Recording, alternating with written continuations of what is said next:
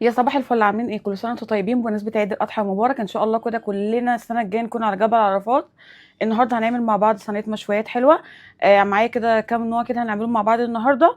وان شاء الله الفيديو يعجبكم، فهوريكم بقى طريقتي في تتبيله اللحوم اللي انا بعملها، وهنشوي مع بعض النهارده وقضي اليوم معايا. اول حاجه كده معايا لحمه مفرومه، فيها نسبه دهن وكمان فيها نسبه ليا. انا بقول للجزار كده يحط لي عليها دهن وليا علشان خاطر اعمل بيهم الكفته، كفته او حواوشي عامه. وكمان معايا ريش ضاني، ومعايا كمان لحمه ريب اي او انتركوت اللي عندكم، فانا بستخدم ريب اي واحيانا كمان انتركوت. الاتنين بيبقوا حلوين وبيستووا على طول يعني لما باجي اشويهم، وبيبقوا حلوين، بس الريب اي بتبقى فيها نسبه دهون شويه عن الانتركوت. ومعايا كمان كبده، هنعمل طاسه كبده حلوه كده مع بعض. فيلا بقى بينا كده اوريكم التتبيله بتاعتي، وبعد كده هسيب التتبيله دي بقى يعني هسيب اللحمه في التتبيله 4-5 ساعات كده، وبعد كده هبدا ان انا اشويها معاكم. فتعالوا بقى مع بعض كده نبدا باول حاجه، نسمي الله. بسم الله. معايا الكبه بتاعتي اهي، ومقطعه هنا بصل اهو كتير. هنتبل بميه البصل والبصل نفسه هنعمل بيه الكفته. بسم الله.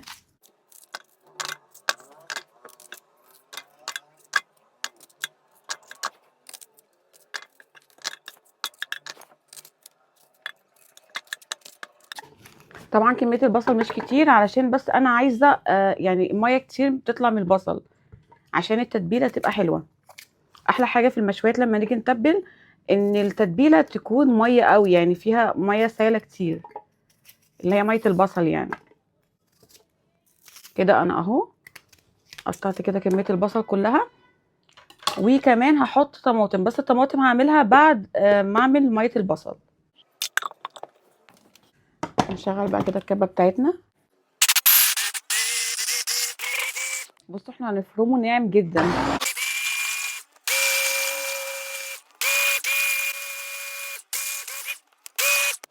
كده اهو اتفرم كويس. بصوا بقى ناعم ازاي. كل ما تنعموه اكتر كل ما يطلع لكم ميه بصل اكتر. هنجيب بقى البوله بتاعتنا اللي احنا هنتبل فيها، وهنزل بقى فيها كده بالريش. عيني وجعتني جدا من البصل. بسم الله. هجيب بقى جلافز وهجيلكوا علشان هنبدا نعصر البصل ونطلع منه الميه. ثواني جبت لكم تاني. جبت بقى الجلافز اهو. نشيل ده كمان. طبعا انا دلوقتي هعمله بمصفى اكبر من كده، انا بس جبت لكم المصفى الصغنططه دي علشان بس اوريكم من على قربه اكتر يعني. بس هخلص بقى كميه البصل كلها هرجع لكم. عصرت كده كل كميه البصل اهي، ميه البصل اهي كده زي ما انتم شايفين. وكمان طلعت شويه اهم للريب اي. بعد كده بقى هنضرب هنا ممكن طماطمايه. بصوا هنضرب طماطمايه واحده، ولو احتاجنا تاني هنضرب التانيه. انا على ما اعتقد يعني مش هحتاج غير واحده بس، فهنجرب بس واحده، لو احتاجنا التانيه كمان هنبقى نعملها. ودي كميه البصل اللي طلعت اللي هنعمل بقى بيها الكفته. بس كفايه قوي كده. بس هناخد بقى اللي هناخد، هنحتاج التانيه كمان. بصوا هي كل واحده هتاخد لها واحده. بس هنا بقى فيها حته قشره اهي. بس كده اهي. هنزل الطماطم بس اهي زي ما انتم شايفين كده، والقشر ده بقى لا. بس مش عايزين تحطوا عليها طماطم عادي، انا احيانا بعملها بالطماطم واحيانا لا، بس انا النهارده قلت اعملها معاكم بالطماطم.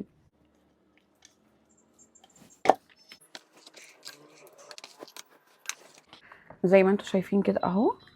هقلب بقى كده اللحمه مع ميه البصل ومع الطماطم. بعد كده هبدا ان انا احط التوابل اللي انا بحطها. اول حاجه كده هحط ملح. بسم الله. شويه ملح كده حلوين. وهحط كمان فلفل اسود وبهارات لحمه. بسم الله.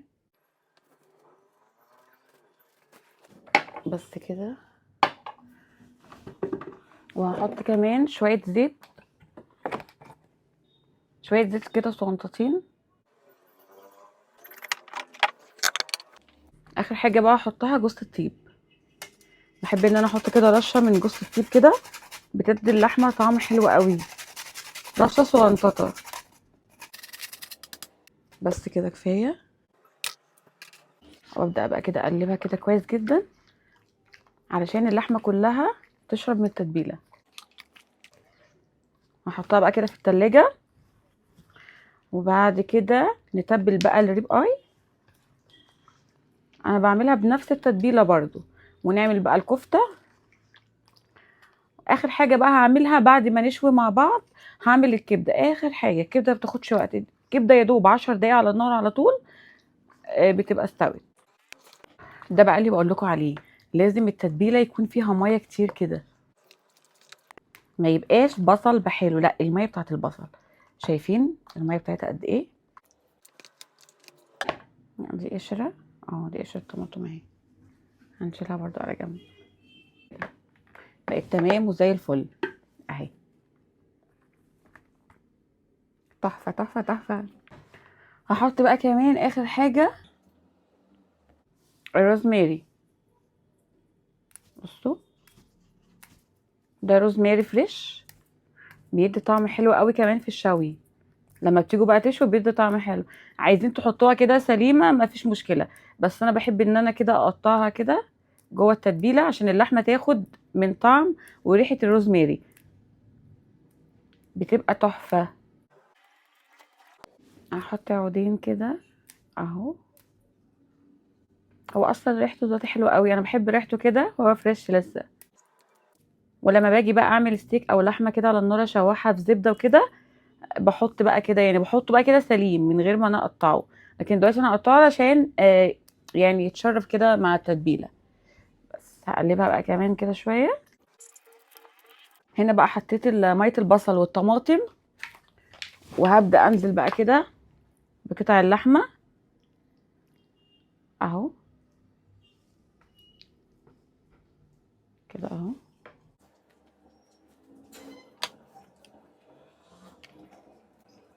بس هبدا انزل بقى عليها برضو بنفس البهارات، الفلفل الاسود وبهارات اللحمه. بس كده. وكمان بقى هحط هنا بقى كده الروزماري. هحط عودين كده حلوين. الروزماري لو بيبوظ منكم في التلاجة وكده انا بجيبه بحطه في الفريزر، بس طبعا مش بشيله كتير يعني وقت كتير، لا يعني ممكن اجيب يقعد معايا اسبوعين كده في الفريزر بيبقى حلو. بس هحط كمان شوية زيت ذرة. انا المشويات والطبخ بستخدم زيت ذرة. الزيت التاني اللي هو بتاع القلي ده بستخدمه بس في القلية. بس اخر حاجة بقى كده لا الملح لسه. هحط بقى كده الملح زي ما انتم شايفين. وكمان هحط رشة جوز الطيب. لو مش عايزين تحطوا جوز الطيب براحتكم. وانا عايزه اقول لكم ان هي بتبقى طعمها حلو وبتغير فعلا في طعم اللحمه. هبدا بقى اللي انا اقلبهم بقى كده كويس جدا عشان اللحمه كلها تاخد من طعم التتبيله.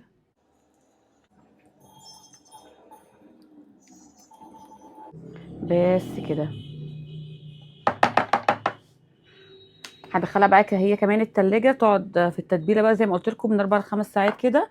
انا كده كده مش مستعجله على الشوي، يعني انا ممكن اشوي بالليل، يعني ممكن على المغرب يعني، فلسه برضو هشوف. احنا دلوقتي اهو لسه بدري. احنا دلوقتي الساعه 12 الظهر، فلسه بقى مش عارفه، يعني لسه مش عارفه بقى هشوي على امتى. بس هحطها بقى في التلاجة وهرجع لكم نتبل بقى لحمه الكفته. وهنعمل كمان هنقطع مع بعض الكبده وهشيلها في التلاجة، ولما اجي اعملها تبقى متقطعه على طول جاهزه. كده بقى هنتبل الكفته.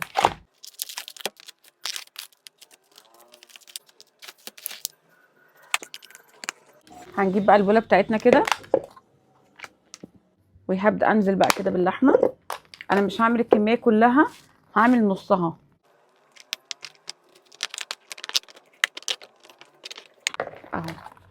خدت نص الطبق كده، ناخد حبة تاني، ناخد حتة تاني، ثواني بقى كده يلا اهو. خدت نص الطبق كده عشان الطبق ده كيلو، فكيلو كتير علينا بصراحة، فهنعمل بس النص ده. البصل بقى اهو اللي احنا صفيناه من المية، هاخد كده شوية بصل. البصل بقى المتبقي ده عشان البصل ده كتير، ده هبقى اعمل بيه مكرونة، عشان انا هعمل مكرونة بالليل، هبقى اعمل بيه المكرونة. هحط بقى عليها فلفل اسود اهو، وكمان هحط ملح.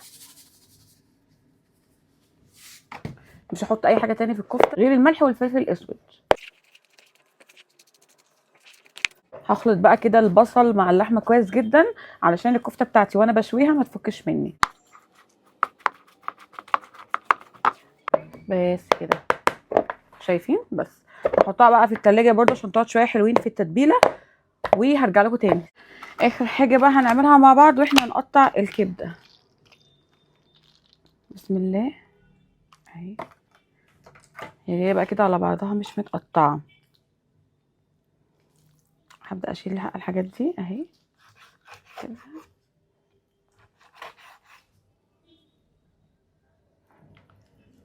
بصوا الجزء ده برضه بشيله، الحتة الشفافة دي، علشان خاطر الكبدة واحنا بناكلها بتبدأ تشد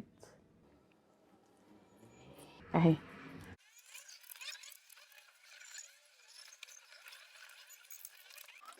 هبدأ بقى اقطعها كده مكعبات كده صغيرة.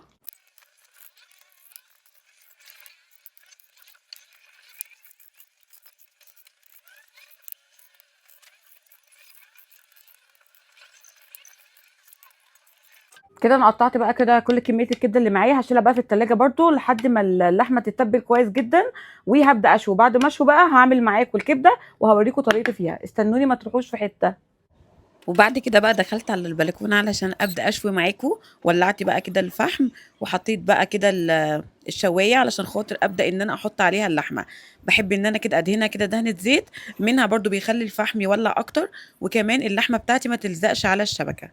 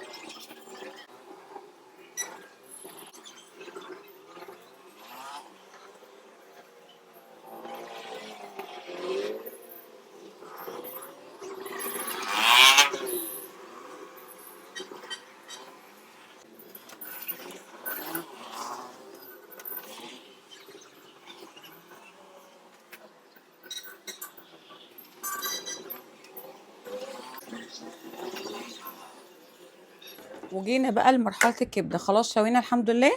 نعمل بقى الكبده. بطرمان السمنه البلدي، ناخد كده حته حلوه. دي بقى بقيه البصل اللي احنا فرمناه الصبح، اللي احنا خدنا منه الميه. حطيت بقى عليه كده قرن فلفل. هبدا بقى كده اشوح البصلايه بالفلفل في السمنه بقى كده، وبعد كده هنزل بالكبده. كده بقى بعد البصلايه كده ما اتشوحت، هنا الكبده انا كنت مقطعاها معاكم وغطيتها بقى في طبقه كده في التلاجة علشان خاطر ما تنشفش. وهبدا ان انا انزل بقى كده بالكبده. مش هشوح فيها دلوقتي، بسيبها كده شويه لغايه ما يعني تاخد لون بس كده من تحت، وبعد كده ببدا ان انا اشوح. احط بقى فلفل اسود واحط ملح. ما بحطش اي حاجه في الكبده غير الملح والفلفل الاسود والبصلايه وفلفل اخضر حامي. ولو مش عايزينها تبقى حاميه وما تحطش الفلفل، بس كده. اي اضافات تاني بقى، اي بهارات، اي حاجه، عشان انا جربت الكلام ده يعني كذا مره، بيغير طعم الكبده ولا كانكم بتاكلوا كبده. فهو الملح والفلفل الاسود بس بيخليكوا يعني تحسوا بطعم الكبده. ممكن بقى نحط البهارات والحاجات دي كلها في الكبده الاسكندراني، لكن الكبده البلدي ما تبقاش عايزه حاجه تاني غير الملح والفلفل الاسود. عايزه اقول لكم ريحتها حلوه قوي قوي قوي. هديها بقى كده تشويحه حلوه، واول ما تتشوح كده وتاخد لون هقفل عليها. فهسيبها بقى كده على النار. وتعالوا نعمل مع بعض شويه ايه، بابا غنوج. نعمل شويه بابا غنوج. ماشي، نعمل شويه بابا غنوج. انا عندي بتنجان كنت شاوياه الصبح، فتعالوا نعمل شويه بابا غنوج جنب الاكله الحلوه دي. يلا. بصوا بقى، عندي هنا 3 بتنجانات اهم، وعليهم حته بصوا صغنطات اهي من التوم المفروم. ما تزودوش توم علشان التوم بيخليها حاميه جدا. ماشي. وبالسكينه كده، انا دي شويتها على نار البوتاجاز عادي. وبعد ما بتبرد، يعني بعد ما بتشوي كده وتطرى وتبرد، ببدا ان انا اقشرها، اللي هي القشره السوداء. وبعد كده بقى بسيبها تبرد شويه كمان. ببدا بقى كده اهو، اسهل بكتير بقى واسهل من الكبه والكلام ده كله. ببدا ان انا كده اهو اقطعها كده مع حته التومه الصغنطوطه دي بس. وبحط لها بقى شويه ملح، وكمان الطحينه، بس ما بحطش اي حاجه تاني. كده بصوا قطعناها حتت حلوه اهي. طبعا انا قلت لكم ايه، الثوم والملح والطحينه. بسم الله. عندي بقى هنا طحينه اهي، زودوا بقى طحينه زي ما تحبوا. هبدا ان انا اقلب كده اشوف محتاجه تاني ولا لا. بس ابداوا بقى يهرسوا كده كمان بالشوكه. الطريقه دي كانت بتاعت تيتا الله يرحمها، على طول كانت بتعملها كده. وماما طبعا اتعلمتها منها، وماما علمتها لي. فعايزه اقول لكم ان هي تحفه تحفه تحفه، ما بعملش غيرها، خطيره. نحط كمان شويه طحينه. حلو قوي كده. بس اخر حاجه بقى ان انا هحطها الملح. طبعا الملح ما تكتروش الملح، عشان التوم كده كده هيحدقها شويه. شايفين بقى القمر، خطيره.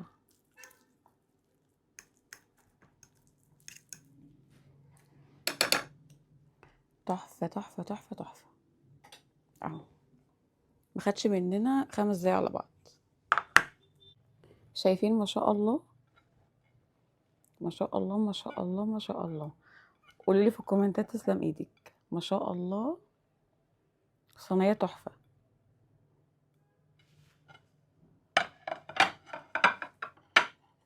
ما شاء الله الكبده اهي، ريحتها خطيره خطيره خطيره. والبابا غنوج خطير خطير خطير خطير. تعالوا اتفضلوا معانا. شايفين الجمال؟ الكبده اهي واخده اللون القمر التحفه ده مع الفلفل والبصل. وهنا بقى صينية المشويات الخطيرة، الكفتة بتاعتي اهي الخطيرة، والريش اهي، وكمان اللحمة اهي، والبابا غنوج اهو التحفة. خطير خطير خطير خطير. شايفين بقى الشوي بتاعي حلو ازاي، واللحمة تحفة تحفة. شايفين اللون القمر، خطيرة. شايفين الريش، تحفة بجد. يعني أكلة متعبة شوية بصراحة. هي ما بتاخدش وقت في التتبيلة والكلام ده كله، بس متعبة في إن يعني إيه بنتبلها ونستناها بقى في التلاجة لما تتبل. وكمان الشوي مع الجو الحر ده بجد لأ، فرهضة فرهضة فرهضة فرهضة، بس بجد تستاهل الفرهضة الأكلة. فجربوها بالطريقة دي، ولو حد فيكم بيعمل الطريقة بتاعتي دي اكتب لي في الكومنتات. ولو عجبكم الفيديو ما تنسونيش في لايك وكومنت حلو، واستنوني ان شاء الله فيديوهات تانية كتير هتعجبكم. وان شاء الله ان شاء الله باذن الله يا رب يعني. بكره هيبقى فيديو لطعام، هنعمل مع بعض اكله كده حلوه، وهنعمل شويه وجبات كده وهنوزعها بكره على الناس اللي صايمه وكده. اصور الفيديو بدري شويه عشان الحق بقى اعمل الاكل، وكمان احطه في الاطباق وان انا اوزعه، علشان يعني الناس اللي يفطروا بيه بكره ان شاء الله. بكره ان شاء الله ان شاء الله يعني وقفه عرفات. فكل سنة وانتم طيبين تاني يا رب، وعيد سعيد عليكم كلكم. بس هتوحشوني جدا. باي باي.